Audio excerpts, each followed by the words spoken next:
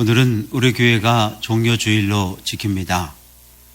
종료주일에 말씀 듣는 모든 성도들 위해 하나님의 은혜와 자비가 함께 하시기를 주님의 이름으로 부탁드립니다. 오늘은 종료주일이면서 고난주간이 시작되는 그런 날이기도 합니다. 오늘부터 시작해서 다음 주 부활주일 전날 토요일까지 7일 동안을 고난주간이라고 부릅니다. 예수님 생애 마지막 한 주간 동안 큰 사건들이 계속해서 일어나십니다. 예수님 나귀를 타고 예루살렘 들어가시고 성전에 매매하는 사람들을 쫓고 상을 뒤집어 엎으십니다.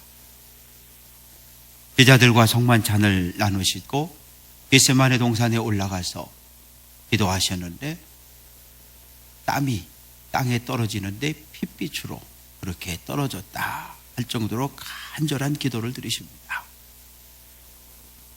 바로 유다의 배반으로 인해 체포당하셨고 밤새도록 끌려다니며 신문을 당하시고 결국 십자가를 지고 골고다 언덕 위에 죽으십니다.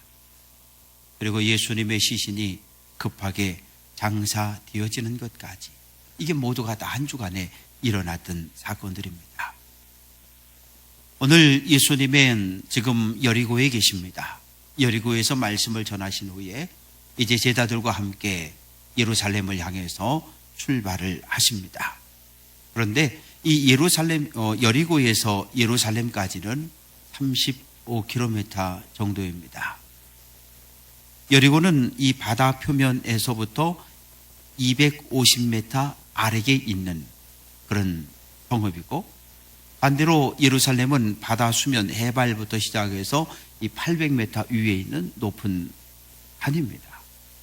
그러니 계속 여리고에서 출발을 하면 계속해서 비탈과 계곡과 언덕을 계속해서 올라가야 합니다. 예루살렘을 들어가려면 반드시 감람산을 넘어야 하는데 감람나무가 많았기 때문에 감람원 혹은 올리브산 이렇게 부르기도 했습니다. 지금 예수님의 발걸음은 베다니 근처에 도착했습니다. 괴로움의 집이라는 의미를 가지고 있는 이 베다니에 나사로가 살고 있었고, 여기에서 건너편에 벳바게라고 하는 마을이 있었습니다. 예수님은 제자 둘에게 건너편 마을로 가봐라. 그러면 아직 아무도 타보지 않은 나귀 새끼가 매여 있는 것을 볼 텐데 가서 끌고 오너라. 이렇게 말씀하십니다. 왜 하필이면 나귀 새끼였을까요? 기왕 예루살렘 성에 들어갈 때 말을 타고 가면 훨씬 더 멋지고 위험 있었을 텐데, 예수님보다 500년 전에 활동했던 스가랴 선지자는 시온에 따라 크게 기뻐할지어다, 예루살렘에 따라 즐거이 부를지어다, 보라 내 왕이 내게 임하나니 그는 공의로우시며 구원을 베푸시며 겸손하여서 나귀를 타신다. 나귀의 작은 것 곧 나귀 새끼를 타고 오신다. 이렇게 예언을 했습니다.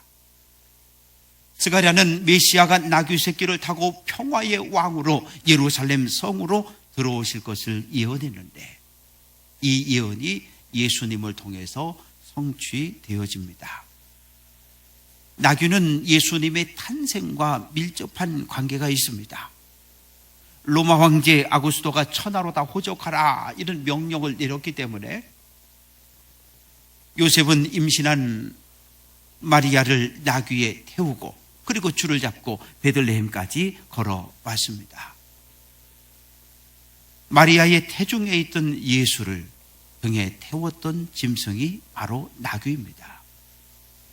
헤롯이 예수를 잡아 죽이려고 할 때도 요셉은 마리아와 아기 예수를 나귀의 등에 태워 애굽으로 달아납니다.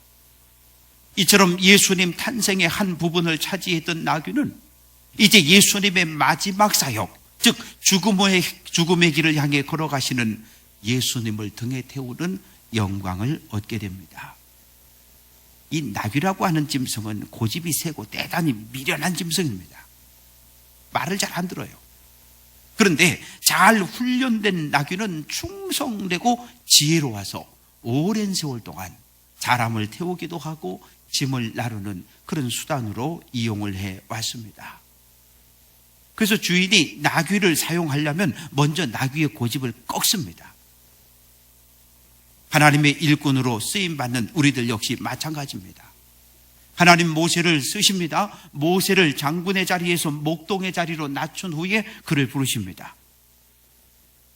예수님 베드로를 부활의 증인으로 쓰십니다. 하룻밤에 예수를 3번이나 부인했다는 죄책감에 몸부림을 칩니다.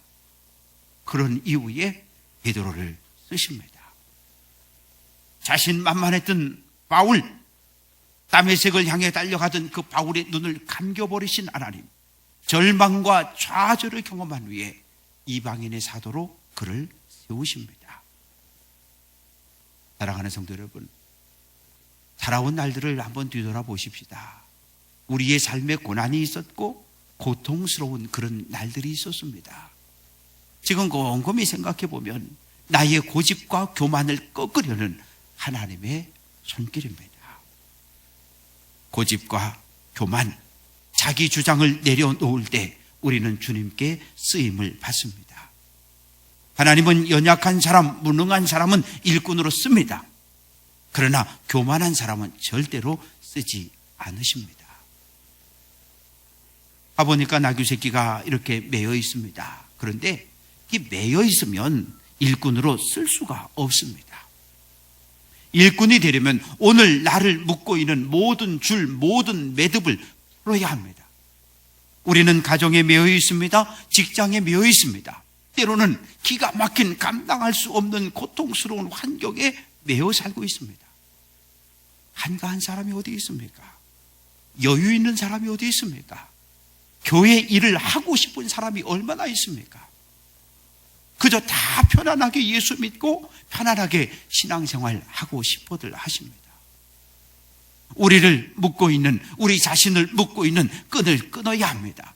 죄의 끈을 끊고 세상의 끈을 끊고 고집의 끈을 끊어야 합니다. 이게 그냥 끊어집니까? 아니요, 절대로 그냥 끊어지지 않습니다. 성령의 검으로 끊고 말씀의 검으로 끊고 기도의 눈물로 우리를 얽매고 있는 모든 끈들을 끊어버리고 주님의 일꾼으로 쓰임받는 성도 되시기를 주님의 이름으로 부탁드립니다. 제자들이 이 나귀 매여있는 이 줄을 풀려고 하니까 임자가 어찌하여 나귀 새끼를 푸느냐 이렇게 묻습니다. 짐을 싣고 다니기는 아직 어린데 도대체 그 나귀 새끼 풀어다가 어디다 쓰려고 그러느냐 묻는 거예요. 제자들은 주께서 쓰시겠다 이렇게 대답합니다. 예수님을 위해 이 나귀 새끼를 쓰려고 합니다. 그런 말이지요. 그런데 오늘 성경에 보면 이 나귀 임자들의 반응이 기록되어지지 않고 있습니다. 그 말은 이 임자들이 제자들의 말을 인정했다는 말이죠. 나귀의 임자들은 예수님에 대한 소문을 들었고 예수님이 어떤 분인지 알고 있는 사람들입니다.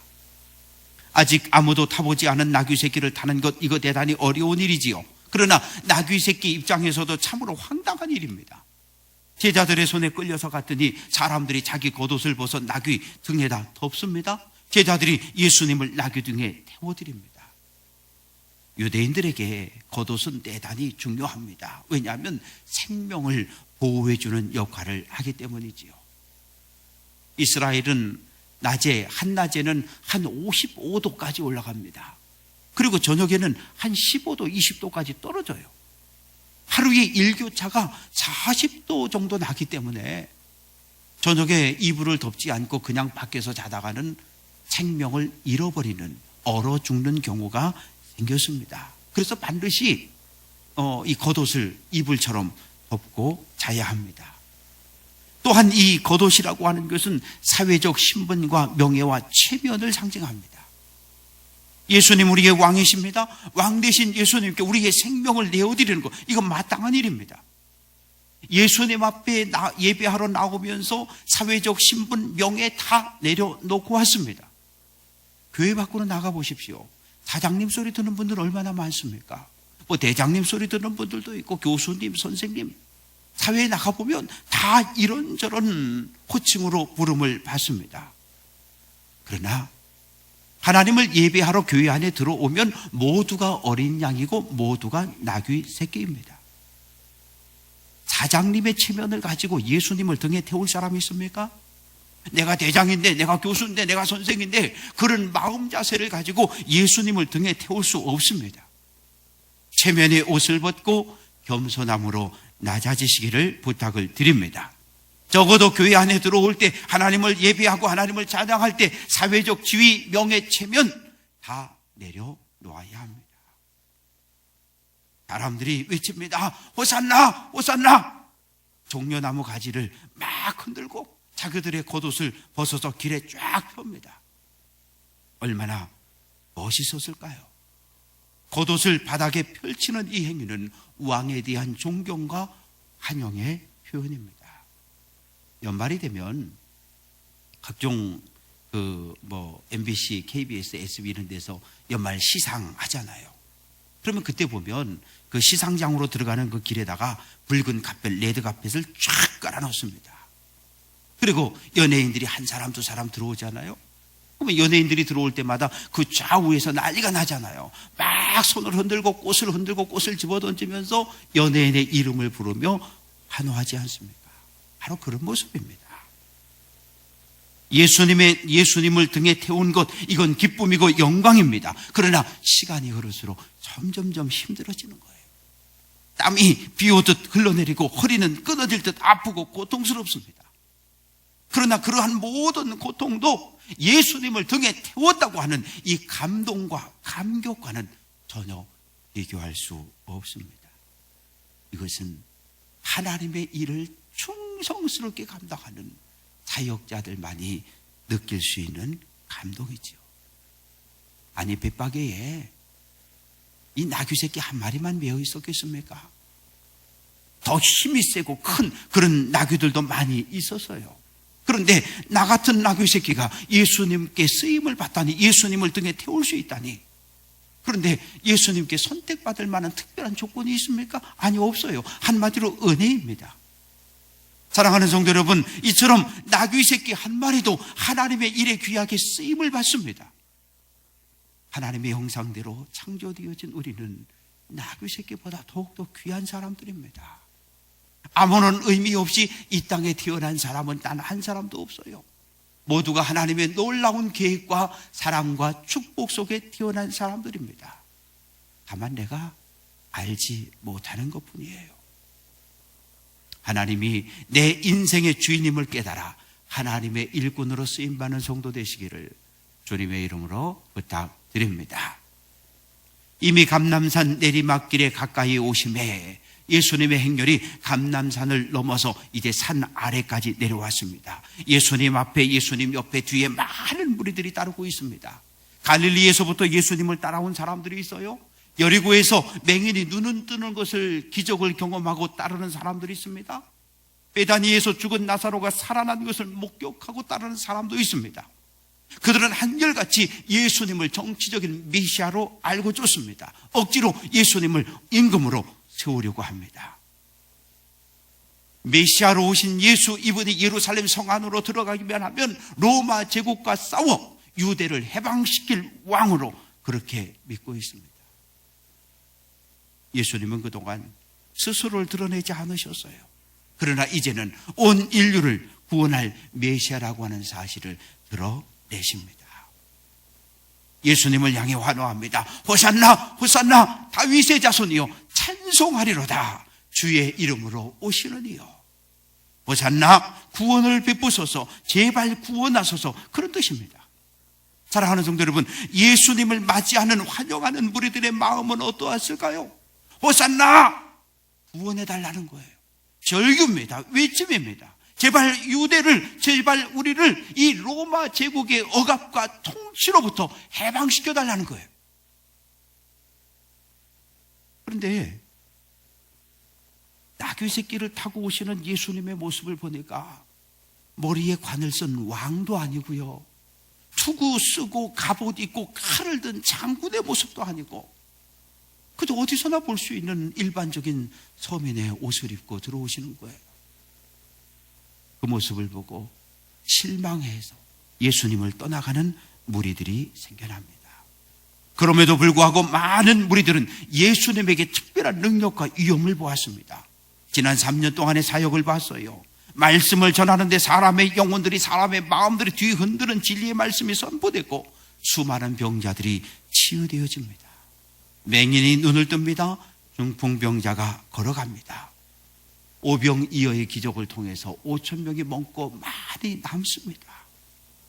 제사장들과 바리새인들도 예수님과 대화하는 것을 두려워할 정도로 권위를 갖고 계신 분입니다.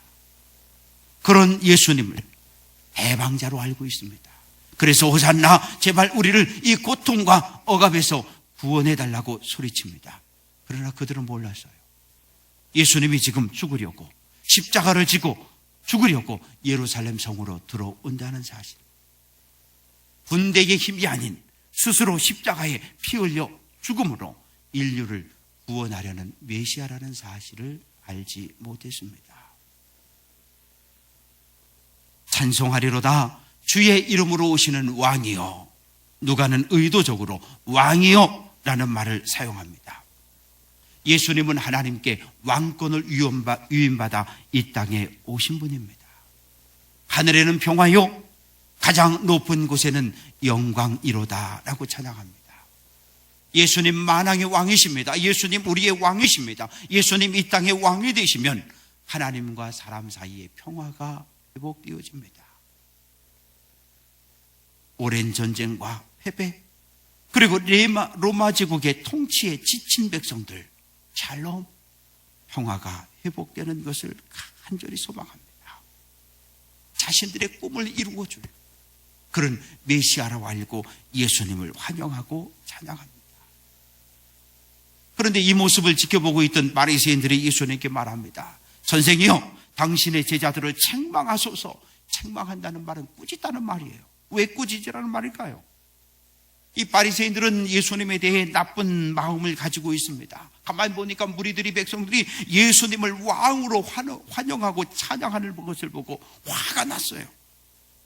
저런 찬양은 마땅히 메시아에게, 하나님께 돌려줘야 하는데 그 이름 없는 예수에게 돌려지는 것을 보고 화가 났어요. 이건 신성모독이야, 하나님을 모독하는 행동이라고 그렇게 생각했어요. 그러니 이제라도 제자들이 더 이상 입을 열지 못하도록 꾸짖으라고 그렇게 말합니다. 예수님 말씀하십니다. 만일 이 사람들이 침묵하면 길가에 돌들이 소리를 지르리라. 한마디로 묵살해버리고 맙니다. 나는 하나님의 아들로 인류를 구원할 메시아로 이 땅에 왔기 때문에 백성들이 나를 찬양하는 건 마땅하다. 내가 찬양을 받는 건 옳은 일이다. 이렇게 말씀하고 계십니다. 메시아를 찬양하는 이 일은, 하나님을 찬양하는 이 일은 계속되어져야 합니다. 하나님을 찬양해야 하는데 그 상황에서 침묵한다면 그것은 죄가 됩니다. 사랑하는 성도 여러분, 예수 믿고 구원받았잖아요. 하나님의 자녀 거룩한 백성 되었잖아요. 그것도 감사한데 하나님이 우리를 하나님의 일꾼으로 쓰십니다. 일꾼이 되었으면 고난도 함께 해야 합니다. 나귀 새끼를 보십시오. 예수님을 등에 데우고 피딸길을, 언덕길을, 내려왔길을 걷습니다. 힘들다고 소리 지르지 않습니다. 못 가겠다고 주저앉지도 않습니다. 인내함으로 자기에게 주어진 사명을 감당합니다. 우리는 하나님의 은혜로 구원을 받았고 일꾼으로 선택을 받았지만 중간에 믿음을 버리고 떠난 사람들을 알고 있습니다. 디모데후서 4장 10절, 데마는 이 세상을 사랑하여 나를 버리고 데살로니가로 갔다, 이렇게 말합니다. 왜 떠났습니까? 하나님보다 세상을 더 사랑했기 때문에 무거운 짐을 감당하기 싫어서 편안하게 신앙생활하려고 믿음의 길, 구원의 길을 떠나갑니다. 하나님의 나라에 들어가는 그날, 우리보다 먼저 구원받은 성도들이 하나님을 찬양할 것이고 우리를 열렬히 환영해 주실 겁니다. 하나님 앞에서는 그날 부끄러움 없이 설 수 있도록 우리의 십자가를 지고 주님의 뒤를 따라가는 성도 되시기를 주님의 이름으로 부탁드립니다. 우리가 그와 함께 영광을 받기 위하여 고난도 함께 받아야 할 것이다 라고 말씀합니다. 주님을 등에 태우고 가는 것 영광이요 기쁨입니다. 그러나 동시에 무거운 짐이며 십자가입니다.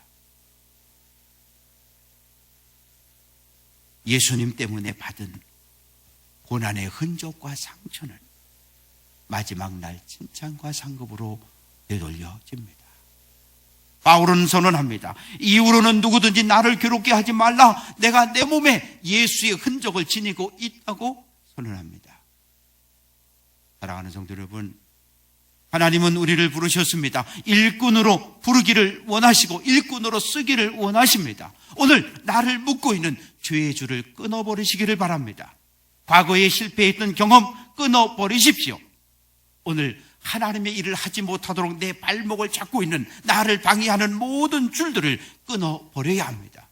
나를 죽이고 내 고집을 꺾고 내 교만을 내려놓고 변화되어야 하나님의 일꾼으로 쓰임을 받을 수 있습니다.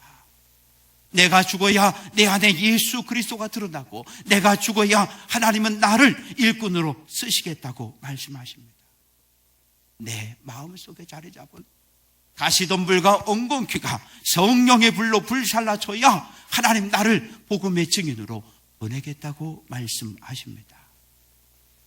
오늘부터 시작되는 고난주간 한 주간 날 구원해 주신 하나님의 은혜에 감사하고 나에게 주어진 나의 십자가, 나의 사명을 지고 주님의 뒤를 따라 행진할 수 있는 예루살렘 성전을 향하여 달려갈 수 있는 귀한 성도 되시기를 주님의 이름으로 부탁드립니다. 기도합니다. 살아계신 하나님, 감사와 찬양과 영광을 받아 주옵소서. 죄에 매여 있었는데, 죄의 종이요 사단의 종로로 됐었는데 예수 그리스도의 십자가의 구원에 통해서 우리를 하나님의 자녀 거룩한 백성 삼아주신 것 감사합니다. 하나님, 우리를 불러 일꾼되라 말씀하십니다. 나를 죽여 내 안에 예수 그리스도만 드러내는 삶을 살게 해 주옵소서. 나에게 주어진 십자가, 나에게 주어진 사명을 지고 묵묵히 주님의 뒤를 따라갈 수 있는 나귀 새끼 같은 겸손한 인내하는 믿음의 일꾼들만 되게 해 주옵소서. 나를 통해 내 가정이 살게 하시고 나를 통해 우리 교회가 살게 하시고 나를 통해 이 사회가 이 지역 사회를 구원해 낼 수 있는 믿음의 일꾼들로 쓰임받게 도와 주옵소서. 예수 그리스도의 이름으로 기도합니다. 아멘.